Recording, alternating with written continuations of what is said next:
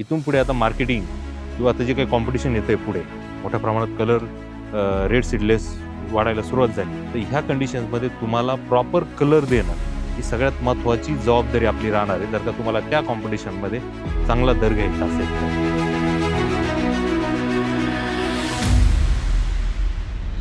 पहिल्या फेजमध्ये जेव्हा 5% कलर किंवा 2-5% कलर कुठं घडामध्ये दिसायला सुरुवात होते, अशा कंडिशन्समध्ये क्रिम्सनमध्ये कशा पद्धतीने काम केलं गेलं पाहिजे कलर डेव्हलपमेंटसाठी. म्हणजे लाल दिसायला सुरुवात होतात, त्या अवस्थेमध्ये पान काढणं गेलं पाहिजे.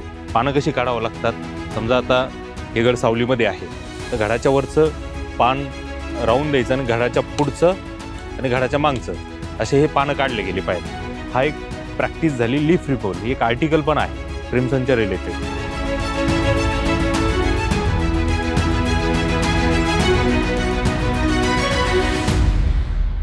नमस्कार शेतकरी मित्रांनो. क्रिम्सनमध्ये कलर डेव्हलपमेंटच्या स्टेजेस असतात. म्हणजे त्या कलर डेव्हलपमेंट म्हणजे सॉफ्टनिंग 100% झालेलं असतं, पण पिगमेंटेशन म्हणजे कलर डेव्हलपमेंट जशी 2-5% स्टार्ट होते, तिथून कशा पद्धतीने काम केलं गेलं पाहिजे क्रिम्सनमध्ये, त्याच्यात मी तुम्हाला थोडक्यात मार्गदर्शन करतो. आता इथं हा जो प्लॉट आहे, ह्या प्लॉटमध्ये पहिल्या फेजमध्ये काम त्यांनी केलेलं आहे. पहिला फेज म्हणजे थोडक्यात तर पहिल्या फेजमध्ये जेव्हा 5% कलर किंवा 2-5% कलर कुठं घडामध्ये दिसायला सुरुवात होते, अशा कंडिशन्समध्ये क्रिम्सनमध्ये कशा पद्धतीने काम केलं गेलं पाहिजे कलर डेव्हलपमेंटसाठी.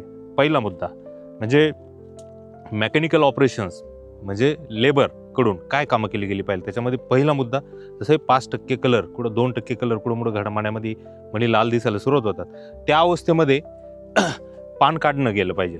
पानं कशी काढावं लागतात, समजा आता हे घड सावलीमध्ये आहे, तर घडाच्या वरचं पान राहून द्यायचं आणि घडाच्या पुढचं आणि घडाच्या मागचं असे हे पानं काढले गेले पाहिजे. हा एक प्रॅक्टिस झाली लीफ रिमूव्हल. एक आर्टिकल पण आहे क्रिम्सनच्या रिलेटेड की लीफ रिमूव्हल म्हणजे जसं कलर डेव्हलपमेंटला सुरुवात होती, पानं काढली तेवढं सूर्याचं पेनिट्रेशन म्हणजे सनरेजचं पेनिट्रेशन जेवढं बंचवर येईल त्याच्याने सुद्धा कलर डेव्हलपमेंट खूप चांगली होती. पानं काढल्यानंतर सेकंड ह्या गडामध्ये जसा हिरवा गड राहील फॉर एक्झाम्पल, असा या प्रकारे बंचेस असतात, तर ह्या कंडिशन्समध्ये तेव्हा कुठं फिट गड असतील ते बनी बोटळून घेणं, असं थोडी सुद्धा तरी हाताळणी केली प्रत्येक घडाची, तरी ह्या कलर डेव्हलपमेंटला मदत होतं. म्हणजे फिट घडातले मणी काढून घेणं किंवा असा मोकळा घड असेल त्याच्यात कुठं बारीक मणी असतील तर थोडी हाताळणी करणं, हे पहिल्या फेजमध्ये हे काम झालं पाहिजे. तेच सेकंड फेज म्हणजे काय की जवळपास असा 70-80% कलर आलेला आहे आणि काही बंचेसला कलर बाकी आहे. म्हणजे अशा फेजमध्ये काम कशा पद्धतीने करावं की जेव्हा प्लॉटमध्ये आपण जातो तर ज्याला कलर आलेला आहे ना शेतकरी मित्रांनो, त्याला हात लावत बसू नका, त्याला काही डिस्टर्ब करत बसू नका.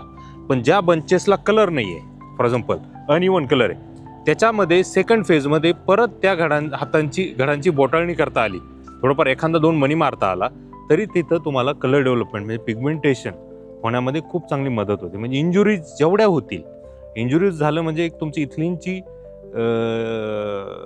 जनरेशन म्हणजे सिंथेसिस स्टार्ट होतं तिथे, तर त्या हिशोबाने तुम्ही तिथं त्या बंचेसला हात लावून काम केलं गेलं पाहिजे. परत त्याच काडीचे तुम्हाला पानं कुठं काढता आले, जर का ते घड सावलीत असतील हिरवे घड, तर तिथं परत सेकंड राऊंडमध्ये तिथं पानं काढली गेली पाहिजे. अशा 2 टप्प्यामध्ये जर का क्रिम्सनमध्ये पिगमेंटेशन म्हणजे कलर डेव्हलपमेंट स्टार्ट झाल्यानंतर तर हार्वेस्टिंगपर्यंत ह्या पद्धतीने जर का कामं केले तर खूप चांगला कलर आपण आणू शकतो. अजून एक क्रिम्सनमध्ये सांगायचं आहे की खूप शेडमध्ये बंचेस नाही राहायला पाहिजे, खूप दाटमध्ये पानं काढलेली नाही, वरतून उन्हाचा सूर्यप्रकाशच येत नाही आहे. अशा कंडिशन्समध्ये घडाची शेड ही आपल्याला जो कलर पाहिजे रेडिश, तर तो असा थोडा रेडिश ब्लॅकिश कलरकडे जातो. म्हणून ही उन्हाचं पेनिट्रेशन कसं होईल अशा पद्धतीने ह्या पानं तिथं काढण्याचा प्रयत्न करा, जेणेकरून तुम्हाला बऱ्यापैकी कलर हा युनिफॉर्म. कारण की इथून पुढे आता मार्केटिंग किंवा आता जे काही कॉम्पिटिशन येतं आहे पुढे मोठ्या प्रमाणात कलर रेड सीडलेस वाढायला सुरुवात झाली, तर ह्या कंडिशन्समध्ये तुम्हाला प्रॉपर कलर देणं ही सगळ्यात महत्त्वाची जबाबदारी आपली राहणार आहे, जर का तुम्हाला त्या कॉम्पिटिशनमध्ये चांगला दर घ्यायचा असेल तर. ह्या अनुषंगाने तुम्ही जर का प्रॉपर कामं केली तर तुम्हाला खूप चांगला फायदा तिथं मिळेल. मग आता ह्या कलर डेव्हलपमेंटच्या स्टेजमध्ये हे झालं मेकॅनिकल.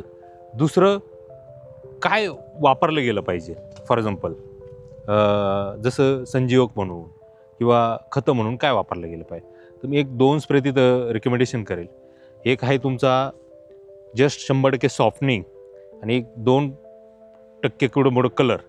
तर तिथं आम्ही जे रिकमेंडेशन करतो फ्लोराफॉस म्हणजे कॅल्शियम डायहायड्रोजन फॉस्फेट, त्याच्यासोबत ॲग्रोगेन म्हणजे रेड आल्गी सीवीड, या दोघांचा सोबत वापर जर का केला तर तिथे एकदा एक स्प्रे करा आणि सेकंड स्प्रे फ्लोराफॉस आणि ॲग्रोगेनचा परत एक साधारण तुम्हाला 70-80% कलर आलेला आहे म्हणजे 7 ते 8 दिवसानंतर किंवा 10 दिवसानंतर परत तो स्प्रे रिपीट करा. अशा ह्या कॉम्बिनेशनचा एक स्प्रे तिथं आपण तिथं केला गेला पाहिजे. त्याच्याने सुद्धा एक कलर डेव्हलपमेंटमध्ये, गर भरण्यामध्ये खूप चांगला फायदा होतो. तर कॅल्शियम डायहायड्रोजन फॉस्फेट म्हणजे त्या फॉस्फरस प्लस जी काही केमिस्ट्री आहे ती सुद्धा तुम्हाला पिगमेंटेशनला किंवा पल्प प्रॉपर फर्मनेस, क्रंचीनेस किंवा टफनेस आणण्यामध्येही ती केमिस्ट्री काम करते. अजून एक जसं की फार्मामिन आहे.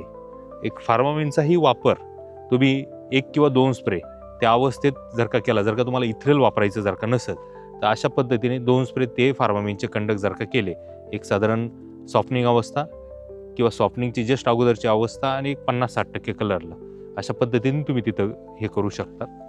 जर का तुमची सॉईल कंडिशन्स, तुमची बाग कुठं आहे ह्या हिशोबाने इथ्रेलचा वापर हा केला गेला पाहिजे का नाही, तर इथ्रेल वापरताना शेतकरी मित्रांनो काळजी घेतली गेली पाहिजे. खूप ओव्हरडोस करू नका. कधी कधी इथ्रेल जास्त जर का झालं तर कलर हा थोडा रेडिश ब्लॅकिशकडे जातो. त्याच्याने जो प्रॉपर कलर राहत नाही, त्याचा फर्मनेस पण कमी होतो. वापरा इथ्रेल, पण त्याचं प्रमाण पण एक मर्यादित पाहिजे. जर का सप्टेंबरच्या रानं असतील तर तुम्ही ह्या ज्या काही तुम्हाला प्रॅक्टिस सांगितले, हे जे काही स्प्रे सांगितले, हे सुद्धा केले तरी तुम्ही चांगला कलर सप्टेंबरच्या रानांना आणू शकतात. पण तेच ऑक्टोबरची जर का रानं असतील, त्या ऑक्टोबरच्या रानांमध्ये कलर डेव्हलपमेंटच्या कंडिशन्समध्ये तुम्ही तिथे इथ्रेलचा वापर करा. तो पण एक जेव्हा तुम्ही पानं काढतात, बोटाळणी करतात, एक 5%-10% कलर अवस्थेमध्ये तिथे इथ्रेलचं ॲप्लिकेशन गेलं पाहिजे. मग किती करावं हे पण महत्त्वाचं आहे. तर माझं जे काही प्रॅक्टिस आहे माझी वैयक्तिक, ती मी साधारण एक 50 मिलीपासून तर 60 मिलीपर्यंत प्रति एकर हा इथ्रेलचं ॲप्लिकेशन करत असतो. बाकीचे स्प्रेइंग तुम्हाला जे सांगितले ते तर करतोच, पण त्याच्यामध्ये हा एक फक्त स्प्रे मी ॲड करतो.